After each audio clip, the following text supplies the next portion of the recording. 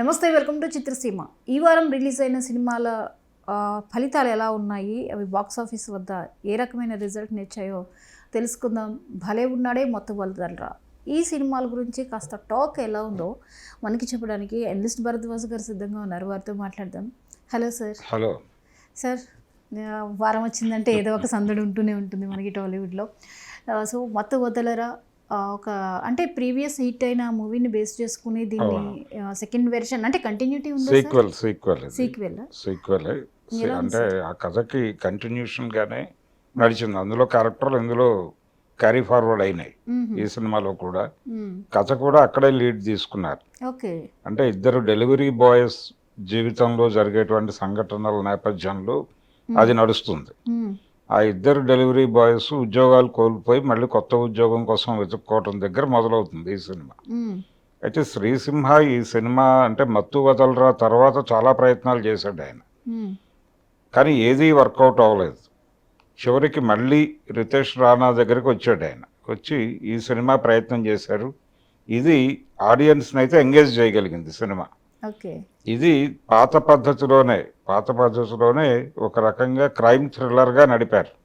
Crime thriller దానికి comedy mix చేశారు. Mix చేసి ఎంటర్టైనింగ్గా నడిపారు. సినిమాలో సత్య క్యారెక్టర్ అదే. టోటల్గా తన పంచెస్తో అంటే ఏమీ లేని సన్నివేశాల్లో కూడా తన పంచులతోనూ నటనతోనూ అతను ఆడియన్స్ని ఎంగేజ్ చేయగలిగాడు. అలాగే ఫరియా అబ్దుల్లా తనకు ఇచ్చినటువంటి క్యారెక్టర్ని చాలా బాగా పెర్ఫామ్ చేసింది తను. అంటే ఒక పోలీస్ ఆఫీసర్గా కనిపిస్తుంది సినిమాలో. అలాగే లంచం ఇచ్చి పోలీస్ ఉద్యోగాలు కొనుక్కున్నటువంటి క్యారెక్టర్లో వీళ్ళిద్దరూ కనిపిస్తారు.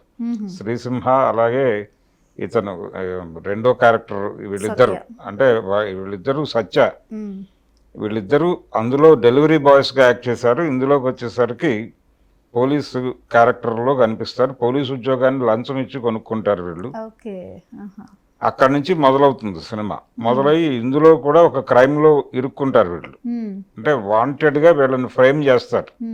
ఒక మర్డర్ మిస్టరీలో అంటే వీళ్ళే హంతకులు అనే పరిస్థితి కల్పిస్తారు.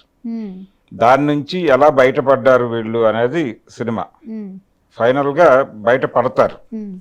అయితే ఈ పడే క్రమంలో కథలో చాలా సామాజిక అంశాలు కూడా తడిమాడు డైరెక్టర్. అంటే ఇది కామెడీ క్రైమ్ థ్రిల్లర్ అయినప్పటికీ ఇప్పుడు ప్రపంచం కేవలం అంటే గతంలో ఏదో మత్తు అనగానే మద్యం అనుకునేవారు. ఇప్పుడు మద్యానికి తోడు డ్రగ్స్ వచ్చినాయి. ఈ డ్రగ్స్లో రకరకాల పద్ధతులు వచ్చినాయి. స్టాంపింగ్ డ్రగ్స్ అని వచ్చినాయి.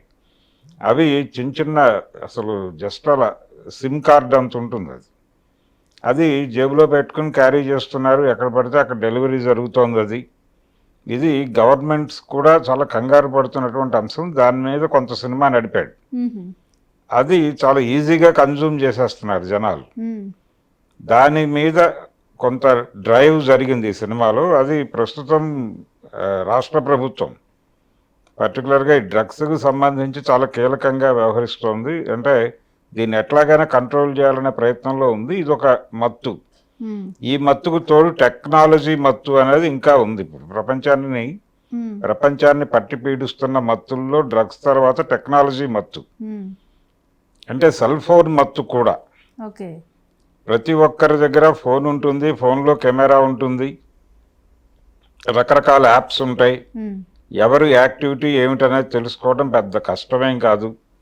అంటే ఫోన్ ఓపెన్ చేస్తే వాళ్ళ చరిత్ర వాళ్ళకి అవతలోడు చెప్పే పరిస్థితి, వాళ్ళ మూమెంట్స్ ఏంటి అనేది త్రూ యాప్స్ కనిపెడుతున్నటువంటి ఒక సందర్భంలో మనం బతుకుతున్నాం. సో ఈ టెక్నాలజీ మత్తులో పడిపోయి సీసీ కెమెరాల ఫుటేజ్ అంటే ఏదైనా సరే టెక్నాలజీ మీద డిపెండెన్సీ అనేది చాలా పెరిగిపోయింది. దీన్ని ఎలా మ్యానిపులేట్ చేయొచ్చు అనే దానికి సంబంధించి రకరకాల మార్గాలు. మనకు ఒక పాత సామెత ఉంది, శతకోటి దరిద్రాలకే అనంతకోటి ఉపాయాలు. అలా ఈ టెక్నాలజీ మీద డిపెండెన్సీ పెరుగుతున్న క్రమంలో ఈ డిపెండెన్సీని వాడుకుని క్రైమ్స్ ఎలా చేయాలి అనేది అది కూడా ప్లాన్ చేసేస్తున్నారు.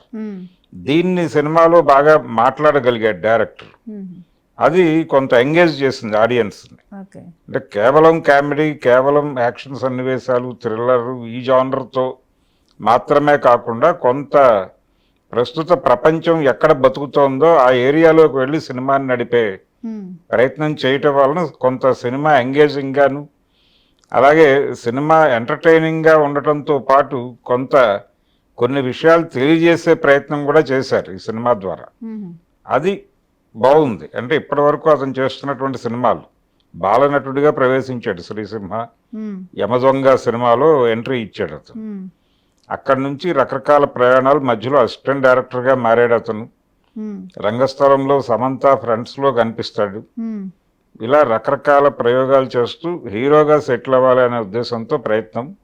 హీరోగా కంటే నటుడిగా సెటిల్ అవ్వగలడు అనే హోప్ అయితే ఇచ్చాడు ఈ సినిమాలో. అలాగే సత్యాకి మంచి పేరు వచ్చింది. అంటే ఒక రకంగా తన భుజాన్ని నడిపాడు సినిమాని. దీంతో పాటు ఫరియా అబ్దుల్లాతో పాటు ఇతర ఆర్టిస్టులు, అంటే ఈ సినిమాలో వెన్నెల కిషోర్ క్యారెక్టర్ చాలా ఎంటర్టైనింగ్గా ఉంటుందని అనిపించింది, కానీ సినిమాలో అతని క్యారెక్టర్ అలా డిజైన్ చేయలేదు. కొంత అంటే అతని మీదుగా క్రైమ్ జరిగేటువంటి వాతావరణం ఉండటంతో అనివార్యంగా క్యారెక్టర్ని సీరియస్గా నడపాల్సి వచ్చింది డైరెక్టర్కి. దాంతో వెన్నెల కిషోర్కి పెద్దగా స్కోప్ లేదు సినిమాలో. దాంతో ఆ భారం కూడా సత్యం మీదే పడిపోయింది. అలా రకరకాల ఇది జరిగి టోటల్గా మత్తు వదలరా అనే సినిమా కొంచెం ఎంగేజింగ్గా ఉంది.